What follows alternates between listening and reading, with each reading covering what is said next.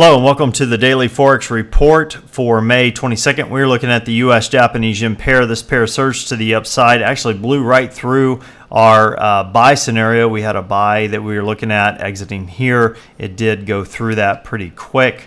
Let me go ahead and get that off the chart. There we go. This pair, we're looking for it to potentially go as high as 80.72, possibly as low as 78.95.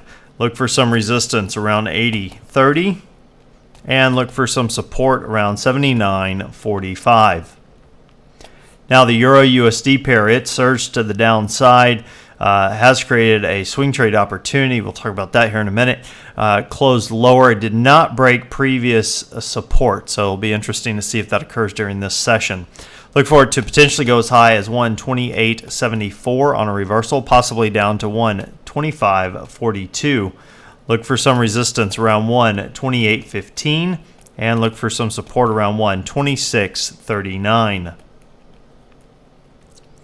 Now the pound US dollar pair, this pair moved to the downside. Look for it to potentially go up to 158.97. Possibly as low as 156.53. Look for some resistance around 158.50 and look for some support around 157.25. Now the US Swiss, this pair moved to the upside, closed higher. Look for it to potentially go as high as 0.9568, possibly as low as 0.9329. Look for some resistance around 0.9485. And look for some support around 0.9369. Now, as far as news analysis go, we do have the Bank of Japan releasing their rate decision.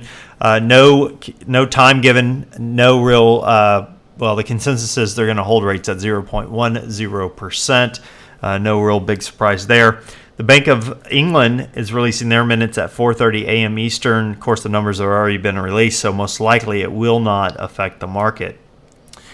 Now, what are we looking for during this next session? Well, if we go over to the Euro-USD pair, we have a swing trade opportunity that was created in which we have a higher high than the bar before it and after it, and a higher low than the bar before it and after it. Swing trade, and we need to draw a trend line. It looks like we've already cut through part of it.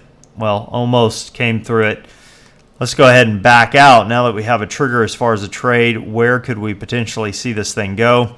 Well, we have another area right here of previous support that it should come down to if that is triggered. So let's zoom back in and get an idea of what this trade is. Looks like a quick little scalp of about 36 pips. So using a risk to reward of 1-to-1.